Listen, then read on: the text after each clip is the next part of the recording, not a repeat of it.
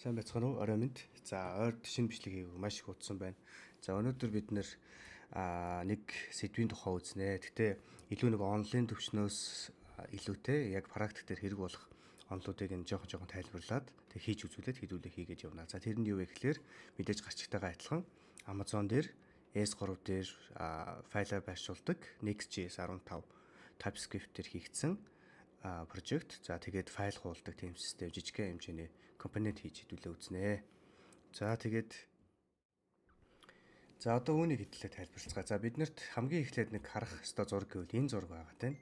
За энэ зураг нь яадаг зураг вэ гэвэл энэ ч user байгаа. За user нөрөө root 53 гэдэг зүйлийг дамжаад CloudFront-оор ороод root 53 CloudFront-оор ороод S3 bucket руу холбогддог гэсэн үг. Ийшээ одоо файлаа хуулах гэдэг шүү дээ. Мөн адил нөгөө талаасаа ярих юм бол энэ чинь dynamic content одоо CloudFront нөрөө dynamic content буюу одоо Amazon Lightsail ч юм уу болон адилхан бас application load balancer гэх зэрэг байдлыг одоо холбогддог иймэрхүү жижигхэн ийм зураглал схемийг одоо хэдүүлээ тайлбарлая. За бид нар өнөөдөр бол энэ чинээс юуг ашиглах вэ гэхээр энэ дээр бас тавигдааг өшөө нэг зүйл байгаад байгаа. За тэгээд CloudFront гэж юу вэ? S3 гэж юу вэ гэдэг товчхон ярилцаад явъя те. За CloudFront гэдэг нь S3 гэдэг нь болохоор контент хадгалдаг юм газар одоо юм storage hard disk гэсэн үг те. За яг hard л гэж ярьдаг хэвшсэн. Тэгэхээс бол энэ одоо янз бүрийн төрөл нь одоо hard drive дискээс илүүтэй SSD энтер болоод хувирсан байгаа. Мөн адилхан hard drive ч гэсэн байгаа л да. За тэгээд ер нь бол storage гэж нэрлэж байгаа. За тэгээд S3 дараах зүйлсийг хадгалнаа. HTML, CSS файлууд ч юм уу, зураг, видео, документ ч юм уу те одоо кино маш олон кино сайт болон зургийн олон мэдээний сайтууд энэ чинь өөрийнхөө контент одоо файлуудыг байршуулдаг. Тэгээ бүх static контентуудыг одоо байршуулах боломжтой. За тэгээд S3 гэдэг бол зөвхөн хадгалах үйлчилгээ. За энийг бид нэр бол ойлгох хэрэгтэй. Зөвхөн хадгалдаг үйлчилгээ. За дараагийнх нь CloudFront гэдэг нь юу хэлээд байгаа юм бэ? За энэ яг юу юм бэ гэдээ явуул. CloudFront гэдэг нь болохоор Content Delivery Network буюу CDN гэж явдаг. Бид нэр CDN гэдэг үгийг маш олон удаа ашигладаг. Өмнө янз бүрийн JavaScript-ийн сан болон CSS-ийн сан ашиглахдаа CDN гэдэг үгнүүд байдаг бол энэ маань Content Delivery Network гэсэн үгний төвчлөл болно. За тэгээд CloudFront нь болохоор дэлхийн олон дата төвтэй бөгөөд тэгээд таны контентийг хэрэглэгчдэд хамгийн ойр байрлаж байгаа одоо байршилд хүргэнэ гэсэн үг. За тэгээд CloudFront бол түгээх одоо өөрөөр хэлбэл түгээх үйлчилгээ гэсэн үг. За энэ бас нэг юм ухаалаг гоё үйлчилгээ байгаа юм тий. За тэгэхээр S3 CloudFront хоёрыг хамтд нь одоо ашиглах нь ямар учиртай юм бэ? Энэ одоо хамтдаа ажиллах процесс нь яах юм бэ гэвэл хэрвээ хэрэглэгч HTTPS гэчээд 1 2 3 nest-ийг CloudFront-ийг нийт тэгээ image-ийг PNG гэж одоо зургийг хадгаллаа гэж үзье. За CloudFront өөрийн ойрд байрлах одоо кэшаа шалгана. Хэрвээ тухайн кэшт байгаа бол шууд буцаана. Одоо ойрхон байршилд байгаа кэшт байвал буцаачин. Энэ бол маш хурдан. Шинээр S3 руугаа дахин хандахгүй гэсэн үг. Кэш байхгүй байх юм бол S3 bucket руугаа хүсэлт явуулаад тухайн файлыг нь буцаана. За CloudFront болохоор тэр файлыг одоо нэлээд кэшэж хадгалж үлдэнэ. Хэрэглэгч рүү бас буцаана гэсэн үг тийм. Ингээд дараагийн хэрэглэгчид илүү хурдан ордог боллоо гэсэн үг. Нэг хүн одоо Монголоос холбогдсонгууд дараагийн одоо хамгийн ихний уншсан хүн бол ингээд S3-аас нь одоо fetch хийгээд файл аваад ирэхэд дараагийн хүн бол кэшээс нь шууд ингээд дуудаад авчлаа гэсэн үг. За үндсэндээ бол хурд сайжирна. За перформанс хурд айгүй их сайн болно. За тэгээ нууцлал сайн болох буюу хүмүүс шууд S3 руу хандахгүйгээр CloudFront-оор дамжиж яваад бидний одоо S3-ийн маань хандлтанд public бос одоо юм private байгаа. Түшөө энэ тэгээ зардал мэдээж бас илүү хямд бас болдог. Хүсэлтийн тоо буурдаг гэсэн үг. Тэгэхээр зардал маш их олон хүсэлтэн дээр зардал их буурдаг. За нэг иймэрхүү зүйл байгаад. За видеочлэлд оршихгүй тулд ерөн зүгээр энийг ингээд хэлбэрхаа ингээд хөнгөн илж байгаа шүү. Тэгэхээр энэ дотор одоо нарийн маш олон тохиргоонууд болон маш олон одоо нэг ойлгох жоохон одоо хэрэгтэй зүйл зөвхтүүд байгаад байгаа. Тэрийг одоо дараа нь би хаанаас олох уу гэдгийг зааж өгнө. За энд яг хөө зүгээр дурдсан байгаа юм. Одоо Lightsail болон одоо application load balancer гэдэг ийм хоёр ойлголт байгаа. Одоо веб сервис биш Amazon-ы веб сервисүүд байна. За Lightsail нь яадаггүй гэхээр ер нь Lightsail гэдэг нь ийм зүйл. Бид нар EC2-ыг түгээмэл ихэнтэй асаадаг. Харин Lightsail гэдэг нь яадаг вэ гэхээр нэг прожект айгуу жижигхэн хөөрхөн прожектуудын хувьд шууд одоо WordPress-ийнх юм уу, Magento гэдэг байдаг да e-commerce, за Redmine юм уу, тэгээд Min юм уу, Drupal юм уу, нүүд юм уу одоо мөн PHP юм уу LAMP сервер юм уу гэдгээ сонгоод эсвэл шууд PHP admin-тэй одоо Alma Linux гэдэг одоо ийм софтвер одоо аппликейшн юм уу гэдгээ сонгоод шууд цаашаага дараад өргөжлүүлээд тэр нь ингээд шууд ажиллахад бэлэн болдог гэсэн үг. EC2 дээр бид нэр одоо жишээлбэл ингээл олон нүүджийг суулгах гэж ингээл маш олон тохиргоо хийгээл явдаг шүү дээ. Ингээл олон тохиргоо хийгээ security group ягаа static IP тавиал ингээл айгүй олон тохиргоо хийдэг бол энэ дээр бол зүгээр дараад илүү хялбар байдлаар хийх боломжтой гэсэн үг. Янз бүрийн DevOps-ын өндөр чадвар шаардлагагүйгээр ингээд хөнгөн дараад ажиллаж боломжтой. За EC2-оос ялгаатай нь гэсэн чинь EC2 бол илүү жоохон advanced user дээр бид нэр одоо pin файл аваад тэгээ SSH-ээр хандаал, терминалаас хандаал хамаг юм хийгээл явдаг шүү дээ. Lightsail бол илүү анхан болон дунд чатныханд. За тэгээд одоо уян хатан байдлын хувьд бол EC2 бол одоо маш уян хатан. Бид нар дээр нь юу ч ямар ч stack-ийг өөрсдөө байршуулах бас боломж байж болно гэсэн үг. Тэгээд яг Lightsail-ийн бол тэг уян хатан байдлын дунд. За үүний хувьд EC2 нь жоох үнэтэй дөө. За тэгээд баг одоо доктортой байдаг нь Lightsail байна. Тохируулга нь бол ингээд EC2 жоох төвхтэй. Lightsail бол маш энгийн. Хувилбараа сонгоол, нүүдийн хийдийн хувилбараа сонгоол, асах юугаа зааж өгөө, замын зааж өгөө окей болоо. Тэр нь тэгээ нөгөө CI юутайгаа GitHub-ийн акшнтайгаа холбогдоод ингээ юугаа аваад явчихна. Одоо акшнуудаа сонсоод. За гүйцэтгэлийн хувьд бол EC2 бол хүчтэй. Lightsail бол жижиг болон дунд хэмжээний систем хийхдээ л хангалттай. Гэхдээ манай нөхцөлд бол танилцуулга сайт, жижигхэн бүртгэлийн систем. Энэ минь бол манайхын нөхцөлд бол нэг тийм амир ер нь хэр оргийн систем дээр бас очиад дүүрэн гэдэг бол харьцангуй гайгүй. За зорилго бол enterprise system одоо ингээ enterprise одоо бүтцийг зохион байгуулахад за энэ Lightsail болохоор VPS жижигхэн хөнгөн чанарын хувьд ажиллахад ингэж оруулдаг байх нэ. За энд нэг гарцсан байгаа энэ load balancer гэдэг ойлголт байгаа. За энийг бол би ингээ замын цагдаа гэдэг байдлаар жоохон одоо орчуулад байгаа тийм замын цагдаа гэдэг байдлаар өөрөөр хэлэх юм бол аль ачаалалтай одоо ингээд хэрэглэгчээс одоо системүүд ингээ байл одоо бидний зохион байгуулсан одоо серверүүд инстансууд болон серверүүд ингээд асцсан байлаа гэх юм бол замын цагтаа аль сул байгаа руу дөрөв явуулна гэсэн. Аль ачаал багтаар ингээд ногоон гэрэл ингээд дүүрсэн байгаа бол оруулахгүй өөр тийшээ явуулна гэсэн. Тэгэхээр энэ load balancer энтрийг тавьснараа бид нэр одоо серверийнхаа системийн ачаалыг илүү одоо гоё ажиллах боломжтой болгодог гэсэн үг. Гэхдээ энэ яг манай нөхцөлд айгүй цөөхөн системүүд ингэж хийвэл их зүгээр. Ер нь бол манай ер нь амар том систем. Тэгээд айгүй их ингээд трафик энтертэй байх юм бол угсаа Amazon дээр хийх гэдэг нь өөрөө жоохон төвхтэй зардал өндөртэй л дөө. Яг on premise хийгээд бодит physical server дээр хийгээ явах нь зардал багтай ч гэсэн одоо янз бүрийн үйлчлэгээ болон хизээ хаана унах гацах тог гэх зэрэгтэй айгүй олон зүйл санаа зовх ёстой очдог. Тэгэхээр үүнийг шийдсэн асуудал энэ application load balancer маань ингэж хуваарлаад явдаг. За Amazon маань энээс илүү олон гоё юм зөндөө байгаа. За тэгээд энд би нэг юг одоо энэ description байдалтай байршуулчихна. Энэ 837 хуудастай одоо миний нэг үзчихсэн хичээлийн, үзэж дууссан хичээлүүдийн ийм юу байгаад байгаа. Слайдууд байгаад байгаа. Гэхдээ энэ дээр ерөнхийдөө л их ойлголтууд нь баг орцсон дөө. Гол ойлголтууд ингэ Amazon дээр байгаа сервисүүд ер нь юу юм? Тэгээ Amazon-ы ер нь веб сервисүүд нь хэрхэн хоорондоо уялдаа холбоотой ажиллаад байгаа юм бэ? Яах гээд байгаа юм бэ гэдэг нь бол энд ойлгомжтой байна. Ер нь энэ Amazon-ы веб сервисийн уялдаа холбоог нэг ойлгочих юм бол айгүй амархан. Энд нь тийм байгаа, энд нь юм байгаа. Энэ угаасаа энэтэйгээ холбож таарч тэгээд нэг амар хэцүү зүйл айгүй байхгүй. Мэдээж ус ингээд нэмсээр байгаад айгүй жоохон төвхтэй болсон. Ганц 2 3 юм болсон. Ганц 2 3 ч ахгүй айгүй зөндөө хэдийн юм байгаа. Гэхдээ бидний бол хэрэгцээнд бол ямар ч байсан хэрвээ томоохон систем зохион байгуулах юм бол одоо ингээд оронд өөрсдөө инстэнс асуугаад аль сул байгаагаар нь ингээд дамжуулаад хаанаас хандснаас нахуулаад дамжуулаад ингээд явах юмыг зохион байгуулах гэдэг манаас ерөнхий хийх үйлдэл болохоо тэр бол ямар нэгэн асуудалгүйгээр болж байгаа боломжтой. За би өмнөх хичээлүүдээр зөндөө олон бас нөгөө EC2 дээр инстансаага домен холбоо 453 хэрэглээний анхан шатны зүйлийг заасан бол одоо хэдүүлээ S3 дээр өөрийнхөө storage-ийг үүсгээд Next.js дээр би нэг хийсэн project байгаа. Тэгээ MD үүсгээд ингээд зааврыг нь бүгдийг тавьсан байгаа. Та бүхэн бас өөрсдөө хийгээ үзвэл тун зүгээр. За тэгэхээр эхлээд хэдүүлээ S3-аа эхлээ бэлэн болгоё. За S3-аа бэлэн болгоод тухайн миний энэ хийсэн кодыг клондож аваад тэгээд environment файлаа одоо тохируулаад тэгээд хэдүүлээ цаашаагаа ингээд Amazon руу одоо S3 руу апплод хийдгийг хэдүүлээ үзье. Тэгээд Next.js дээр хийж гэнэ гэдэг чинь нөгөө нode дээр болно, nest дээр болно. Тэгээ ерөнхий зарчим нь бол ерөнхийдөө адилхан байгаа. За эхлээд хэдүүлээ энэ юунаас одоо фронтын софтверээс юунаас гадна фреймворкоос гадна S3 дээр эхлээд ажиллая. За ингээд Amazon руу бол бид нэр ингээд бүртгээд орцсон өөрсдийн маань EC2 зэрэг асцсан байгаа тий. Би одоо энэ чи сургалтын юугаа бол оруулсан байна. За тэгээд биднэрт S3 одоо энэ веб сервисээс бид нэр S3 гэдэг оруулъя.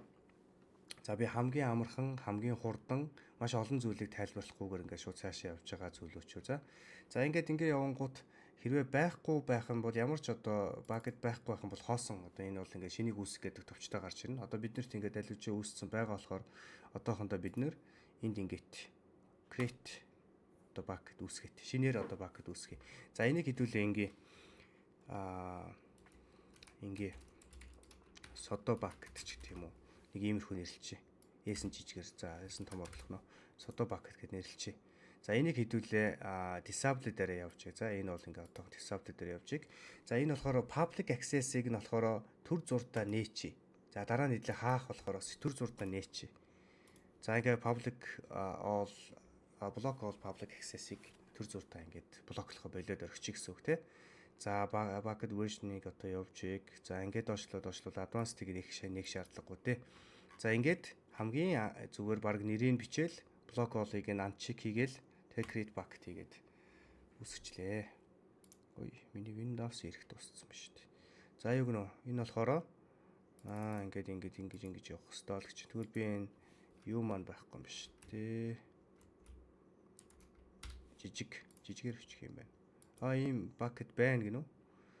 За окей. Яасан амар сонир нэртэй bucket вэ. За тэгвэл би ингээ YouTube bucket гэж. За YouTube bucket. Already name. За YouTube содо YouTube bucket. Одоо ийм нэр бол байхгүй ихтэй байна. За хэдүүлээ энэ чинь би хоосон газар тэмдэглээ тавьчих. За би энд бичлэгийнхаа description-ыг энд бэлдээд тавьсан байгаа. За содо YouTube bucket. За энийг хэдүүлээ bucket name гэдэг ингээд одоо create bucket дарлаа. За энийг би урд нь тэмдэглэж авсан юм ингээд тавьчихъя л даас. Bucket name. Ер нь бол энэ иймэрхүү алхад тутамдаа жоохон тэмдэглэгээ байв зүгээр. За ингээд содо YouTube bucket ингээд тавьсан. За одоо хэдүүлээ шал өөр юм хий. I am. За access management те. Access management. За access management. За одоо биднэрт програм одоо front end back end-ийг кодноос олгодохлоор биднэрт яг түүнд нь зориулсан одоо public key болоо одоо secret keyтэй user бэлтгэх шаардлагатай. За яг group үүсгээл ямар юунд хандах уу гэж бүр маш нарийн тохируулж бол одоо би зүгээр хамгийн ихэнд хамгийн энгийнээр шууд явчихна. За одоо би энд нэг user руу орцсон байна. Энэ одоо serverless admin гэдэг энэ өмнө үсгэжсэн юм бол байх шиг байна. Create user-ыг би шууд дарлаа. За энийг тэгвэл ингэчээ. Энийг юу гэж явлаа? Содо YouTube bucket гэсэн юм ба шүү дээ. Тэгвэл энэ user-ээс содо YouTube bucket user ингээд нэрлэжээ л дээ. За ингээд нэрлэжээ. За ингээд дараагийн алхам. За нэрийг олгогдсон. За одоо энийг хараарай. Одоо энэ дараа өмнө нь би одоо user group үүсгэсэн байсан бол хэрвээ одоо энэ S3 admin role гэдэг маань болохоор S3 full access болон read only одоо юун дээр S3 дээр ийм ачаалттай admin role гэдэг бол бүтэн администраторын одоо ийм accessтэй байдаг бол бид нэр шинээр одоо өөрийнхөө group-ийг одоо policy-г үүсгэх гэсэн үг. За яг эндээс шууд сонгонгуудаа Amazon S3-ын бүтэнгээ үүсгэж болно. Гэхдээ би одоо шинэ өөрийнхөө үүсгэе. Жохон custom үүсгэж бас болно гэсэн үг санаа. За сая би create policy-г дарсан тий. За энэчнээс юун дээр үсэх вэ гэдгийг сонгоно. За би S3 дээр. За ингээд явангууд S3-ын надад ийм боломжит юунууд нь байна. Одоо үйлдэлүүд нь байна. За би эндээс ихэнхдээ ашиглах нь гэвэл одоо энэ git object авах, put object, list object гэдэг ингээл нэгээр нь list bucket баха. Тэ нэгээр сонгоод явах байхгүй юу? Тэгвэл би одоо эндээс инглээ. Amazon яг бүх үйлдэлийг хийдэг амар user тавьчих. S3-ийн бүх user хийдэг амар ийм user тавилаа. Энд мэдээж анхааруулж гарна те. Ийм амар том үйлдэлийг хийдэг нөхрийг одоо үүсгэлээ шүү энэ төр гих зэрэг байдлаар бас яах боломжтой. За одоо ингэнгүүт доор хараа би resources дээрээ хоёр тохиргоо хэвтүүл хийгээд өгчээ. Бидний bucket нэмээс одоо YouTube bucket гэж нэрлсэн бол би энэ bucket оруулаад өгье. За би access point энэ төр өгөөгүй бусдыг нь зүгээр өгөхгүй явлаа шүү. Bucket гэдэг дээр нь bucket нэмээ тавилаа. Any bucket гэж бүх bucket гэсэн үг тийм. Энэ бол осолтой. За тэгээд дараа нь object гэдэг дээр нь одоо нэмээд өгье. Bucket нэрээ тавиад any object гэж яах бүх object-ын дээр. За тухайн bucket-аа сонгож штэ одоо YouTube bucket-аа сонгочлоо. За окей.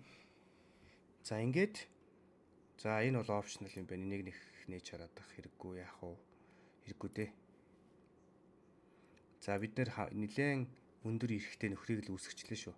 За ингээд одоо би одоо YouTube bucket гэдэг ийм policy үүсгэж байгаа шүү дээ. Тэгвэл одоо YouTube bucket policy гэж. За жоох нэршлийн хувьд заавал ингэж яагаад ах шаардлагагүй л дээ. За create policy үүсгэлээ.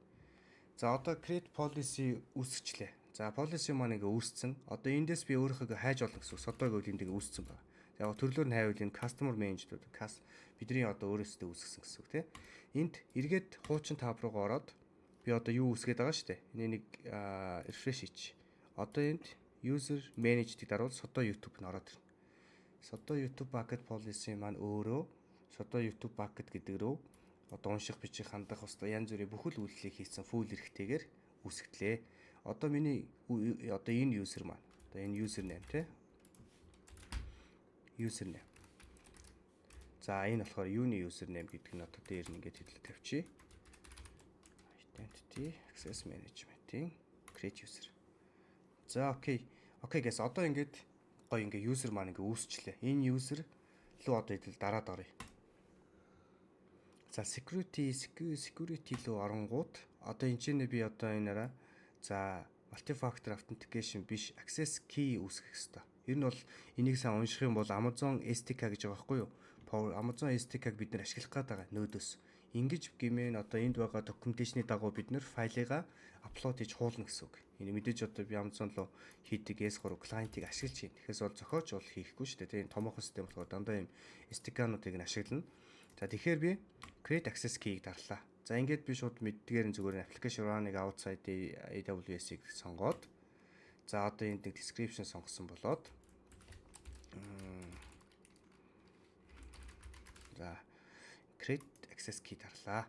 За одоо энийг хуулж авна. За би яг энийг public шууд дараад тавиад явчих. За guys дараа нь энийг зогсооч болохоор ашиглахгүй болохоор би энийг яач access key. Энэ бол энэ кодуудаа хүнд болон public үзүүлж болохгүй те сахалтайг үзүүлэхгүй сарны гэрэлд харуулахгүй зүйлчин бол энэ шүү дээ. За одоо ингээд access key, secret access key хоёроо би аваад хадгалчлаа. Одоо доон дарлаа. Ингүүл одоо надад дахиж би саяныхыг харах боломжгүй. За ингээд би өөрийнхөө одоо ийм кинодыг үүсгэжлээ. За би одоо юугаа харах юм бол надад одоо bucket name байгаа юм байна. Одоо би миний environment file баггүй юу? Тэгээд одоо эдрийг бид олж тавих шаардлагатай гэсэн. Надад энэ хоёрын гараад ирлээ. Одоо би CloudFront-ыг холбочих. За яг CloudFront-ыг холбохоос өмнө нэг ийм үзүүлээ л да тий. S3 руугаа эргээд оръё. За search хийгээд S3 руугаа одоо эргэж орлоо. За тэгээ S3-ын bucket-ийнхаа одоо YouTube bucket руу орчих. За region-ийн хувьд энараа US East 2 гэдэг region юм байна шүү. За би энэ region-ийг ер нь энд нь одоо харсных хадгалаад авъя. За ингээд хадгалаад авчи. Одоо ийшээ би нэг жижигхэн файл апплод хийгээд. Ааха. За нэг энийг тавилаа. Одоо Mad Max киноны зураг байна. За дарлаа. За WebP өргөтгөлтэй пак дарангууд. За одоо энэ бол ингээд дуутахгүй байна тий. За одоо яг энэ ингээд байж байгаа. Одоо би нэг CloudFront-ыг холбоот. Одоо би S3-ыг энд бичсэн дээрээ Amazon-ын web services би CloudFront. Тэг CloudFront-ыг сонгоот. За одоо энэ чинь нэг хийх тохиргоо бас хийхгүйгээр хэдэлд явчих. Би энэ яг энэ хүү видеон дээр би нөгөө домен холбож одоо root 53-ыг холбох зэргийг одоо бол хийхгүй явлаа шүү. Зүгээр шууд CloudFront-ыг холбочих. Магадгүй дараагийн хичээлээр бид нэр одоо саяны S3 руу хандхад айгу төвхтэй байгаа зү гээс одоо би сая хаана тий зам нь айгу төвхтэй байхгүй ингэж хандаад байгаа S3 bucket ийм урт замтай айгу муухай байгааз тэрний оронд би одоо жишээлбэл ийм сайт хийж болно да одоо YouTube цэгийн гэж за ингэ ботчих. Тэгвэл би ингэчмээр авахгүй юу. YouTube имэйл гэдэг Монгол YouTube байл гэхэд би урд нь CDN цэг YouTube имэйл гэх юм бол CDN цэг гэдэг энэ сабдомен дээр байгаа энэ нь манай S3-ыг одоо заасан миний файл систем байж болно гэсэн үг. За би энэ ч нэ юу гарлаа. Одоо distribution нэм дээр нь болохоор S3 гэж зарлаад энийг optional тавилаа. За өөр юм хийхгүй энараа root 53-ын manage domain гэдэг одоо энэ дараа root 53 холбогдсон байх юм шүү доменийг нь ичээ шууд ингээд тавиад явчихдгийг өөрөө. айгүй гоё болсон байгаа. Энэ хэдэн жилийн өмнөөс байдгүй байсан зүйлхгүй. Ингээд шинээр Amazon нэмэл байгаа. Хэрвээ 53 дээр би доменыг өөр төрөй авцсан байх юм бол энэ чинээр хайж олоод тэгээд тэр доменыгоо шууд холбоод явчихна гэсэн үг. CloudFront-ийн иймэрхүү замбраагүй зам гарч ирэхгүй гэсэн үг. Ийм замбраагүй зам гарч ирэхгүй. Одоо замбраагүй л байгаас тийм нэг самсаргүй болон ийм зам гарч ирэхгүй. Тэгэхээр яг энэ бидний домен орж ирнэ гэсэн үг те. CDN-цэг, YouTube-цэг юм ч юм уу. За ингээд явна. За next дараад явчлаа. За тэгвэл дараа нь Amazon S3 одоо origin type дээр би одоо Elastic Load Balancer юм уу, API gateway юм уу, одоо тэгээд VPS юм уу гэдгээ сонгох чинь. За одоо бол хэдүүлээ юуг сонгох вэ гэхээр browse S3 тавиад Soto YouTube Bacta choose сонгоч тий. За ингээд доошоо явангууд за энийг би дефолтоор нь явууллаа. Ерөөсөө өөрчлөхгүй явууллаа шүү. За guys энийг ерөөсөө өөрчлөхгүй явууллаа. За next энийг би disable хийлээ. Тэгэхгүй бол энэ төлбөр гарах гэдэг. За энэ бол ийм үйлдэл хийдэг гэдэг энд бичсэн байгаа шүү. За ер нь бол хамгаалтын одоо аюултай хортой одоо хандлт болон одоо юунаас хамгаалах тийм аюулгүй байдлын ийм цаана ийм софтвер ажиллаж байна гэсэн үг тийм. За одоо сервис ажиллаж байна гэсэн үг. За ингээд don't enable хийгээд security protections-ыг enable хийгээд ингээд next. За одоо нэг review хий гэж гинэ. За энэ S3 зөв үү? Ийм байх нэ, ийм тохирготой байх нэ, зөв үү л гэж. Default одоо caching хийгээд явах юм байна. За ингээд явна гэсэн үг. За би ингээд create дарлаа. За би create дарчлаа. Одоо надад ийм гоё зам гаргаж өгч байна хараа. Энэ байна. Миний энэ зам. За энэ бол жишээ байсан шүү дээ, тэ. За энэ бол миний ингээд гарсан зам байна. За ийм зам үүслээ CloudFront-ыг нэгтгээд. За одоо энэнийг хэлээд төлбөрийг харах юм бол deploying хийгээд байна. Арай дуусаагүй. Байгаад. За тэгвэл одоо бид нөгөө түрүүний миний харуулдаг энэ CloudFront хаана. За эндээс хэдүүлээ CloudFront гэж юу юм яах вэ гэж харж бас болно. CloudFront section гинэ. За одоо ингээл энэ хэдвар юу 283 дахь хуудсан хэсэгтээ энэ CloudFront-ын тухай илүү одоо ингээд өргөн мэдийг үлэнчээ бүгд байж байгаа юм байна шүү. За ингээд юу байх вэ? S3 bucket customer HTTP яах вэ? CloudFront-ын high level дээр ер нь яадгийн те. За ингээд бүх ойлголтууд, бүх нарийн ойлголтууд бүгдээрээ байж байгаа. За ихэнх нь яг хуучин өмнө олон жилийн өмнө веб хийжсэн, одоо систем хийжсэн хүмүүс бол ерөн зөвөр өөрсдөө сервис зохион байгуулж хүмүүс бол одоо энэ зүйлийг ер нь бол ойлгоно. За яг хөө эндээс яг анх ингээ үзэж байгаа хүн байх юм бол нэлээд жоохон унших хэрэг гарна те. За edge location гэж юу юм TTL гэдэг нь ер нь юу гэлээ гэл те timetable-ийг одоо тэрний яаж ажилтгийг. За ингээд цаашаага олон ер нь бол CloudFront дээр маш олон юу байна. Тэгээ төлбөрийн хувьч гэсэн одоо өөр ингэсэн хэсгээс мараад ингээд төлбөртэй. За ер нь бол хайхтар их төлбөр болсон чинь айгу хямд ер нь гайгүй дээ хямд битгий. S3-ын шууд л дандаа every хүсэлт явуулснаас маш бага төлбөр гаргаж өгдөг. За ингээд цаашаа юу руу орчив? Docker руу орчлоо. За Docker хийдэг хүмүүсээ бол бас мэдж байгаа те Docker. Ер нь бол ингээд бас Docker чинь амар хэрэгтэй. Контейнеруудаа бүрдүүлээд хийсэн өөрийнхөө бүх айгуу гоё ингээд тохиргоо болон софтверүүд дээр нэг сайхан бичгээд дараа нь апдейт оруулахад маш хэлбэр болдог ч гэдэг юм уу. Тэгэхээр энэ Docker-ыг бас би ер нь дараагийн хичээлүүдээр энэ Docker-ыг бас хий гэж бодоод байгаа. Тэгээ Next юм уу, Nest.js дээр хийсэн backend front нь бас нэг юм нэг JS sort of юун дээр тавьж байгаа Docker-ыг нь бэлдээд айгуу гоё database нөтө Postgre юм уу одоо Prisma энтрийг холбоцсон Mongoose энтрийг ажиллуулсан ч юм уу. Тиймэрхүү юм гоё тавьж байгаад хий гэж бодоол байна. За энийг хэлээрээ deploy хийгдсэн байна уу, хийгээгүй байна уу? Deploying л гэдэг. За би энэ ийшээгээ дараад ингээ хараат. За deploying гэж байна. За энэ нэг ингээд уншаад дуусах. За энэ хооронд хэдүүлээ юу хий. За би нэг хараа энийг би description дээрээ тавьсан байгаа. За энэ хаягийг та бүхмээр клон хийгээд за би одоо ингээд нэг юм юу хийгээд за терминал тавьж байгаад би энэ ч нэг одоо энэ Sodstar гэдэг энэ дотроо би нэг юу хийгээд тэл та тий. Нэг тэр гэж жагаад YouTube гэдэг ингээд нэг хуудас нээч. За тэгээд энэ чи git clone хийгээд ийшээ татаад авчи. За та бүхэн ч гэсэн ингэж хийгээрэй. Хэдүүлээ одоо нэгээр нь татаад хийгээд S3 гэдэг фолдер нэтсэн юм байна. За ингээд би За. Окей, энийгээ гаргачих. За ингээд би Visual Studio Code дээр юугаа оруулаад ирлээ. Өөрийнхөө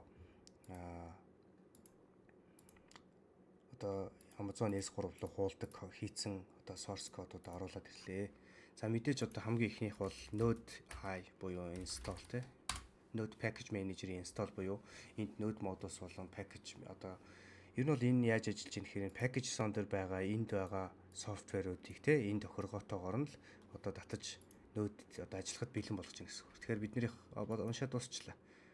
За юу ашиглаж гин гэвэл софтверд одоо npm run div гэдээ бид нэр ажиллуулна те. Гэхдээ одоохондоо орхичих. Одоо ер нь зүгээр яг 0-оос нэхлүүлж байгаа хүн байх юм бол юун дээр анхаарах вэ? Бид Next.js суулгацсан байгаа. За Next.js 15 дээр явцсан байгаа. Гэхдээ 15, 16 дээр тус прожектийн хувьд амар их зөрүү гарахгүй.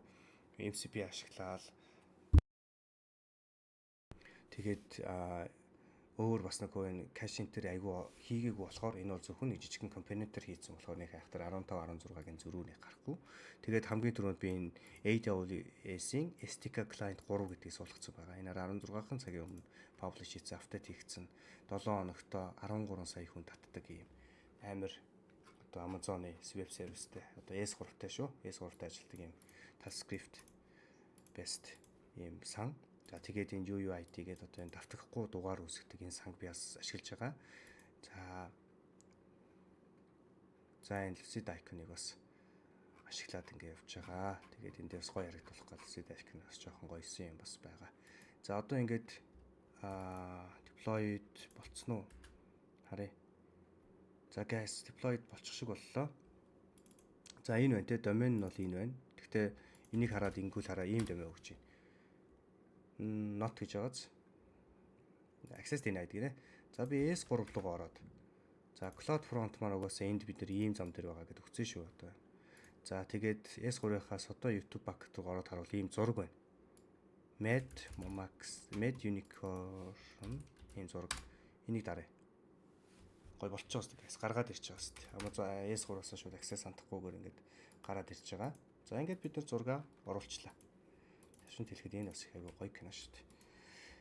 За одоо хийх ажил нь юу вэ гэвэл саяны кодыг одоо би энэ чинээ татаад оруулаад ирсэн. Одоо надад environment file хэрэгтэй буюу би маус хороо дараад zig env гэдэг одоо environment file үүсгэн тохиргооны. За би өмнөх environment file маань ийм байна. За би bucket name одоо энд авцсан байгаа. Ийм Sodo YouTube bucket. За access key надад байгаа даа гэж хараа. Би нөгөө нэг авсан user үүсгэхдээ авсан энэ чинь access key. За secret access key гэдэг хараад. За secret access key болчлоо. За CloudFront-ийнхоо замыг зааж өгье. За энэ кодууд мэдээж environment file дээр зүгээр задлаа хийсэн юу байгаа шүү дээ, тэ. Net хүртэл, эндээс net хүртэл. За болцсон. Одоо би endpoint нь S3 South East 1 гэдэг нь мөн үү биш үү? Одоо хэдүүлээ нэг S3-аас олоод харчээ. За энэ дээр ингээд дараад яхаар харагдан да. За юу гэж байна энд? Одоо энийг хэдүүлээ хуулчилт те. Хуула эндээс хэдүүлээ салгаж авъя. За эндээс хэдүүлээ салгаж авъя. За region-ийн хувьд бол энэ байна. United States East 2 гэдэг энэ юм байна. Энэ бол region. За юуны хувьд Amazon-ы юуны хувьд S3-аас цааших. S3-аас эхлээд Amazon.com хүртэл баггүй юу? Amazon.com хүртэл S3 app биш. За зөв. Ийм байна л гэсэн үг юм байна. S3-аас эхлээд. За нэг ийм байгаад. Тэгвэл сая өмнө юу байлаа? Southeast байсан. За зөв. За одоо энийг ингэ устгахчээ. За би ингээд environment file-ийнхаа тохиргоогоо ингэ хийчихлээ. Одоо би npm run div гэдэг өөрийнхөө софтверыг ажиллуулчих. Дараа нь кодыг нь жоохон задлж тайлбарлана. Хугацаа их явж байгаа болохоор маш хурдан тайлбарлахыг бодно. За ингээд манай файл ажиллажлаа. За би нэг гоё зураг татаж явъя. За яг хоо эндээс би нэг гоё зураг гэж айгуу тэг монголоо шууд хайгаад инээдтэй зураг л олох гэж ингэж ütсэн шүү гайс. За энийг тавьчих. За энийг би татлаа. За эдлээ ямар ч амар Mona Lisa-гийн зургийг олчихвдоо тий. За ингээд надад одоо энэ жишээн дээр би хэд ийм жишээ хийсэн байгаа шүү гайс. Та бүхэнд айгүй хэрэг болох гэж бодож байна. Профайл зураг солих. Одоо энд зураг оруулангууд энд одоо changes нь харагддаг. Нэг зураг оруулах, олон зураг оруулах. Тэгээд ямар ч төрлийн файл оруулах гэдэг ийм дөрвөн төрлөөр нь хийцэн байгаа шүү. Тэгэхээр одоо өөрийнхөө аппликейшнд ашиглаарай. Энийг бол хүснээр өөрчилнө шүү. Энэ компонент гэхгүй. Энийг ингээд олон опшн авдаг компонент гэсэн үг. За ингээд дараад би Mona Lisa-гийн зургийг орууллаа. Тэгсэн чинь энд ингээд selected files гээ гараад ирнэ. Upload file. За миний access key энэ бүгдээрээ ажиллаад зүгээр байх юм бол энэ хуулагч чинь. Ой, алдаа гарсан. За ямар алдаа гарч вэ да? За юу гэж байна энд? The request signature week doesn't match signature. Check your key and за энд одоо шалгаарай л гэж алдаа заасан байна. За guys, дахиад хэдүүлээ харъя л та. Энэ дээр за энийг би задлж ернэ шууд хараад бас мэдэхгүй байгаа тийш. За харъя л та. Одоо YouTube bucket East 2. За энэ зүг бах. Endpoint нь энэ бас зүг бах. Endpoint S3 руу ороод харъя л та. Би хуулаад тавил энэ endpoint нь зөв л байна да. За одоо тэгээд эргээд тэгвэл хэдүүлээ одоо юу руу ороод явна да. За энэ user руу ороод key үүссэн хэсгийг нь харъя да. Access key үүссэн л байгаа да. Энэ access key үүссэн байгаа да. Edit гэж байхгүй шүү дээ. Чирээсээ бол одоо энийхээ нэр дээр нарийн энэ үстэй нэр нь маань public нэр маань. Энийг би буруу өгөөгүй дээ. Access key. За secret key-ийн хувьд зөв л өгсөн байх хэрэгтэй да. За илүү яа дахиад нэг өөр байдлаар туршаад үзье. Энэ хуулах нь хуулчаад алдаа цаагаад байна уу? Яагаад энэ харъя. Match unicorn дахиад нэг хуулч. За S3 руу адил ороод харъя да. S3 bucket руу ороод дотор байна уу байхгүй. За энд бас мөн адил нөгөө алдаа мар гарсан. Upload failed гэдэг алдаа мар гарлаа. Хуулагдаагүй байна те. Төрөний хулс 1024 одоо 27 болж байна. 2027 болж байна. За энэ зүйл маань харин жоохон алдаа заах гэдэг нэг үү? За мөн адилс алдаа заалаа. За хэдүүлээ энэ алдааг жижиг байдлаар засъя. Бисаа кими буруу бичсэн болов уу? За шинэ key үүсгэх ачаалтаа энийг deactive хийж агаад тэгээд delete хийж. Энийг бичил гэж эндээс нь хуулаад авчт юм дөө. За дахиад access key үүсгэт. За description гүүгээр явлаа. За энд одоо манай энэ юу вэ? За жоох өөрчлөгдсөн байна. Энийг copy дот. 1C-гээр төгслөөд HA эрхлээд 1C-гээр төгссөн. За болчлоо. За шинэ авто access key-тэй боллоо. За S3 руу ороод S3-ийнхаа тохиргоон дээр permission enter дээр одоо би блокийг нь төр аваа хийсэн байгаа. Энэ CloudFront одоо энэ policy-г нэмж өөрөө бичиж өгсөн байгаа автоматар. За дахиад нэг ороод үзье. Mona Lisa. Чиг бичиг нөө.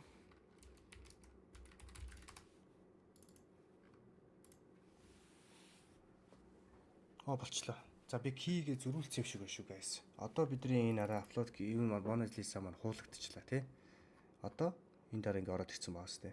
Одоо хэдүүлээ энэ Mona Lisa view хийгээ харъя. За яасан бэ?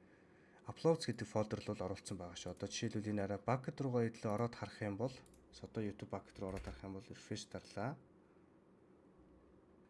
Хараа uploads гэдэг ийм юу гарцсан фолдер үүссэн байгаа.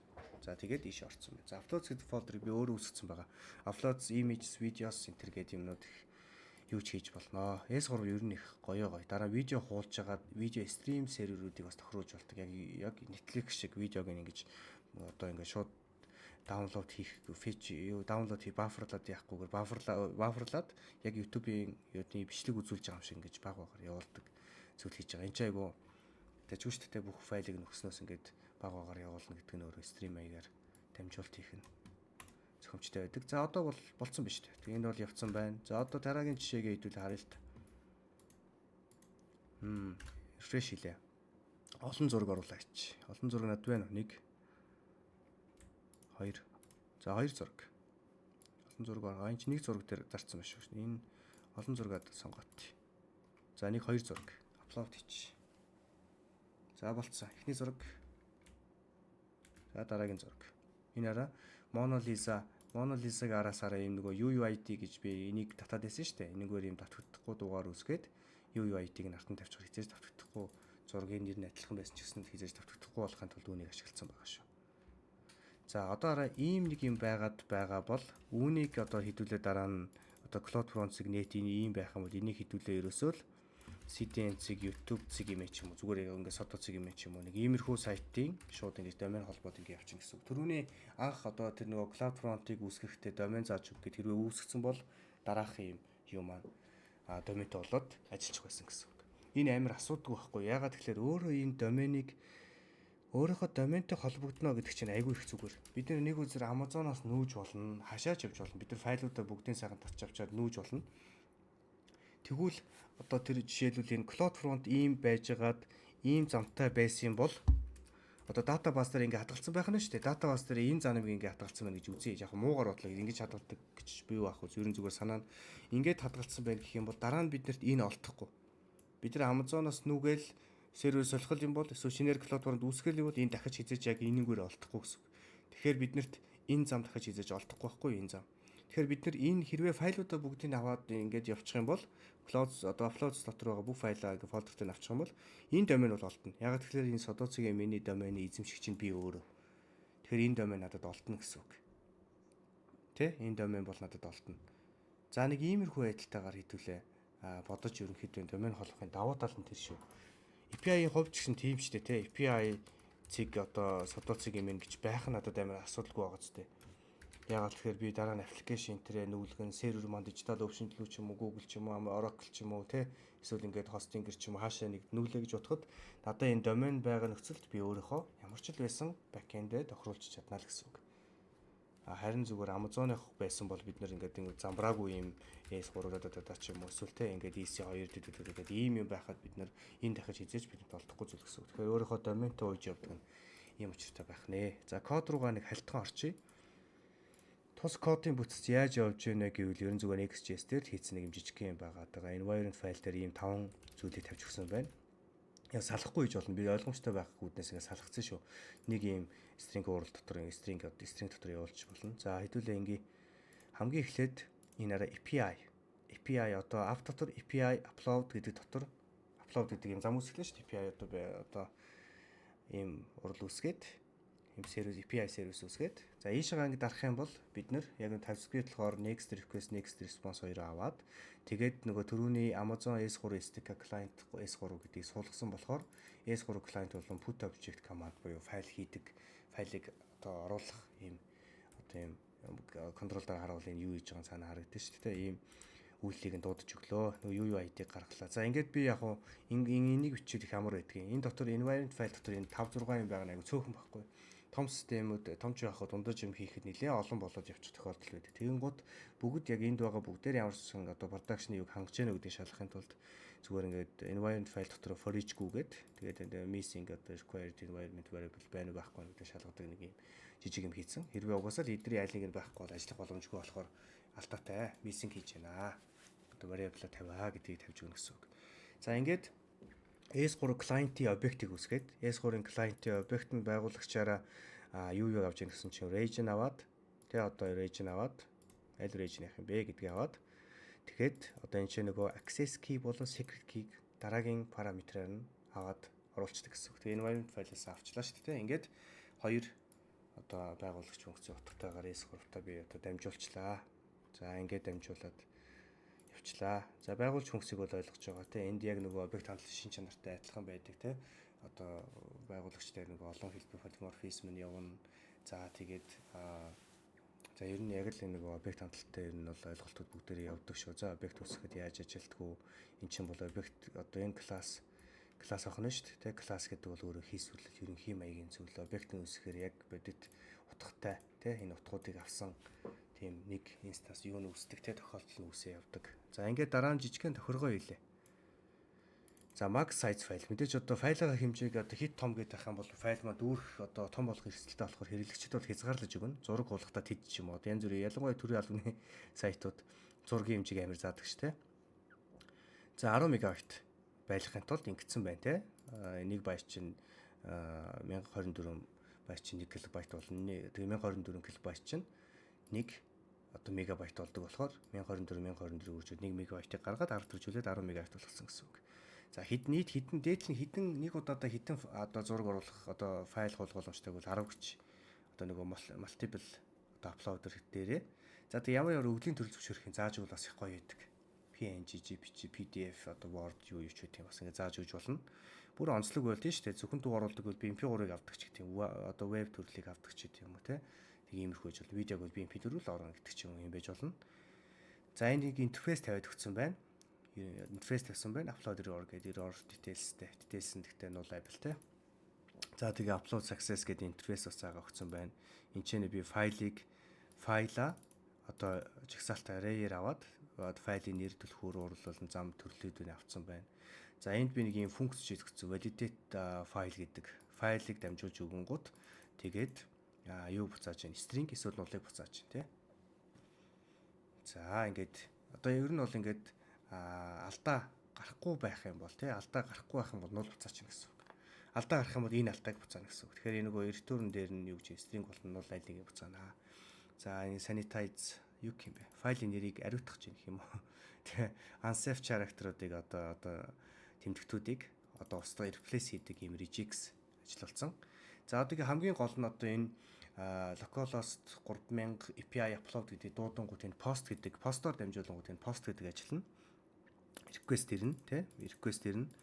Next request төрөлтэй request ирнэ. За тэгээд upload success бол upload error гэдэг үйлүүд юуг одоо буцаа тий. За ингээд доошоо явангууд одоо энэ бид нар form data буюу бид нар одоо эдгээр чи form шүү дээ. Form-оос ирж байгаа тий. Form гэдэг file гэдэг элементээс ирж байгаа form data байна. Тэгээд тэрийг авчин form data-г авна. За get all files гэдэг дотор байгаа бүх файлуудыг авах нь. Наашаа post ирэнгууд л постоор дамжиж ирсэн бүх файлуудыг нь авчин. Ингээ файлын хэмжээ энтерийг шалгаа файл хэрвээ байгаад байхгүй болон одоо 0-т тэнцүү байх юм бол not file одоо provide файлаар хангалтаагүй гэж гарна. Файлын урт нь болохоор файлын хэмжээнээс буюу 10-аас илүү ирэх юм бол энэ бол айгүй олон файл байна. Maximum-да date-ийн энэ static тавьсан те том хэрэгцээ энэ бол constraint гэж ойлгож байгаа. Хувьсгчаа дуудчихна. За ингээд доошоо янгууд validate each file гэдэг нь яаж юм гэхээр файлуудыг нэг нэгээр шалгангуудаа за тэгээ validate error өгч яаг нэг байна төрөл юу надад таарж яаг тарахгүй байна гэдэг validate file гэдэг энэ функшнаар шалгачиж байгаа. За ингээд доошоо бид нэр upload одоо энэ жинхэнэ яг хуулах зүйл нь байна те. Файла array buffer одоо үсгэж аваад файл extension болон файлынхаа нэрийг нь цэвэрлж аваад те sanitized нэ буюу гоё цэвэрлэгдсэн нэр. За тэгээд энэ Unicode файл нэ буюу одоо цэвэрлэгдсэн нэрэн дээрээ UUID гэдгийг одоо залангуудад давтагчгүй айгу арзаасан тийм нөгөө UUID үсгэсэн байгаа те. Тэгээ файлын замыг тавьж байгаа PNG, JPG юм уу. За энд upload parameter гэдэг дээр бид энэ объект үсгэж байна. Объект дээр одоо нөгөө өстой жинхэнэ одоо нөгөө S3-ийнхаа put object command гэдэг S3 client-ийнхаа хийхдээ энэ параметруудыг дамжуулж байгаа байхгүй. Ер нь бол энэтэй адилхан ингэж хийхгүйгээр ингэсэн ч болно шүү дээ. Тэгэхдээ сая яг энэ минь бичихгүй байсан ч бичиглийн алдаа шүү. Ингээд бичүүлэл амар дараа нь засахад амар болохоор энэ дотор арзаачснаас bucket name тавиад энэ араа uploads гэдэг энэ араа бид нар өөрсдөө одоо ийм фолдер үүсгэж байгаа. Uploads биш энийг хаахаа байсан бол хаахаа гэдэг фолдер үүсгээл одоо явчихна гэсэн үг. Одоо энэ put object гэдэг дээр миний access key болон secret key тийм эрэхтэй, тийм user маань тийм эрэхтэй гэсэн үг. За buffer гэдэг нь болохоор бүх одоо нөгөө файл одоо энд байгаа. Одоо эн чинь ингээд задлаад харуул юу байгаа шүү дээ. Тэгээ input файл байгаа байхгүй юу? Input-ийн төлөв нь файл байгаа. Multiple нь accept хийцэн. Тэгэхээр энэ дотор байгаа файлууд нь array-ээр ороод ирнэ гэсэн үг. За ингээд meta файлын нэр болоо ингээд upload date-ийг нь оруулж өгөөд ингээд S3 дээрээ put хийчихэж гэсэн үг. Тэгээ send хийлээ. Await-ийг send хийлээ. Тэгээ return дээр хардаг гэсэн ингээд файлынхаа нэр мэр одоо юу нэг яг нөгөө файлын нэр зам. За тэгээд яг жинхэнэ зам тийм CloudFront гэдэг замыг явуулж шүү. CloudFront-ыг би энэ Wired файлаас авцсан. Энэ CloudFront зам дээр нэмэх нь файлын нэр extension байхаар байгаа. Тий одоо давтчихгүй нэр гэсэн үг. За тэгээд хэмжээ type 2-ыг заасан. За upload files дээр бас адилхан олон одоо энэ ч бид нэр бас үүсгэж явцсан бай тээ. Upload promises-ийг дуудаад тэгээд энэ хүрдлээ гэдэг чинь өөрөө гоё амжилттай явлаа гэсэн үг. Success үгээд files гэдэг дээр нь uploaded files буюу саяны ингээд файлуудыг бид нарт буцаалаа. За үгүй байх юм бол мэдээж error заагаад ямар алдаа гэдгийг гаргаж чана. За git байх юм бол нэг баг git put одоо delete нь бол ашиглагдахгүй байна гэсэн үг. Ингээд явангууд энэ яг юу нэх шүү Tailwind-ийн өөр автомат үүсдэг. Ингээд явангууд би нэг ийм компонент үүсгэсэн. Энэ бол хамаагүй юу нэх шаадсан нэх юм шиг. За энэ S3 uploader нь айгүй амархнаар ингээд нөгөө түрүүний нөгөө энд байсан одоо интерфейсүүдийн юу адилхан яг хүлээж авах талынхаа интерфейсүүдийг ингээд тавиад on complete болон on upload error гэдэг нөгөө файлыг хуулах болон одоо яхад одоо фичл буцаагаад авахд ямар алдаа өсгөл алдаа юу бол юу гэдгийг тавиад result-аагаа ингэж одоо тавьж өгөөд за ингээд доошогоо React-ийн одоо энэ upload props гэдэг одоо дээр байгаа upload props-оор бид нэр юу хийсэн байна. Яг түрүүний одоо эн чинь бол ер нь энэ хэсэг шүү. Component-ийн хэсэг байхгүй guys. Энэ component хэсэг ерөөсөө энэ хэсэг нэг энэ хэсэг гэсэн. За энэ чинь нөгөө файлаа төрөл мөрлийг бас энд нь тавьж өгөөж ичгээ. Front-end код байхгүй юу? Зөвхөн back-дээр шалгахаас илүүтэй бид нэр энэ callback зэргийг ашиглаад яадаг фронт дээр бас шалгаж болдог те. Ингээд upload files-ыгаа энд одоо бид нэр ингээ хуулах үйлдэлүүдээ ажилуулад тэгээд ингэнээрээ drag drop хийгээд ш тийшээ одоо бид нэр ингэж байгаа зөөж хуулж болоод энэ минийг нь барьж авдаг юм кодуудыг ингээ бичээд өгсөн. За ихэнх кодыг нь бичээд тэгээ жоохон хэмэлээр жоохон засуулаад өөрөө нэг жоохон болох хийцэн байсан. Болгож явахдаа нэг юм хийгээд хоёр юм хийцэн байсан. За энийг гоё дизайнтай болгоё. Тэгээд multiple болон бусад төрлийг нь зөвшөөрдөг болгоё гэдгээ хэмэлээр ингэж гоё дизайнтай болохын тулд бас хурдан сайн ажиллаулчлаа. Ингээд явж байна. За одоо ингээд энэ зүйл маань нэг компонент. Энийгээ би пэйж дээр имэж дуулна тий. Пэйж дээрээ хараа. За use effect хэрэггүй. Page маань өөрөө use client одоо client component төрөлтэй явж байгаа. За ингээд бид нэр S3 uploader буюу түрүүний энэ S3 uploader гэдэг одоо юугаа компонент болгож шууд дуудчих гэсэн. Ингүүл хамар штэ дараа нь ямар ч юм хуулсан зүгээр энэ компонентээ pack гэдээ оруулаад ирэх боломжтой гэсэн. Энийг хуулаад яваад хахад энийг энэ root одоо upload root-тэй болон одоо энэ environment файлтайгаа явж явахад бол бид нар нэг хуулаад болчихно гэсэн. За энэ бол дараагийн. За тэгээд олон файлтай бол яах вэ хүүгээд одоо энэ нөгөө энээрээ нэг удаа ашигласан байна. Дараагийн удаа ашиглахдаа яасан single image файл, дараа нь ганц зураг, дараа нь олон зураг, дараа нь any файл. Төрлөө хаан зааж гисэн байна. Энэ multiple-ийг нь төрүү болгоцсон байна шүү. Тэгээ accept нараа ингэж зааж гисэн S3-ыг дарангуут идэр хараа props-оор орж иж байгаа. Идэр орж иж байгаа байхгүй. Идэрлөө нэгэд дамжуул. Энэ бол default утгууд шүү дээ. Бидний дамжуулж орж иж байгаа нь идэр гэсэн үг. Ингээд миний энэ эдгээр шин чанаруудаас хамруулаад дор компонентыг би өөрөөрөө зурж байгаа гэсэн. Тэгээ нэг компонентыг энэ чинь олон газар дутцсан байгаа. Ингээд манай боллоо гэсэн үг. За одоо видео маань бараг 50 минут боллоо тий. Бараг л 50 минут болчлоо. Тэгээд энэ кодуудыг ингээд бүгдийг ингэж нэг нэгээр нь бичье гэж бодсон. Тэгээ ингээд бичих юм бол 2 3 цагийн бичлэг болчих болохоор энийг бол энэ кодыг үлдээлээ. Ингээд би одоо энэ тухайн YouTube бичлэгийнхаа description дээр энэ болгоныг оруулчихна. За guys энэ болгоныг оруулчихна. Ашигласан зүйл.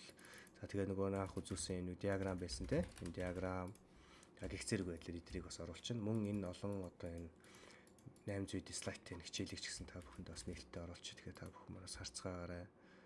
За тийм байна.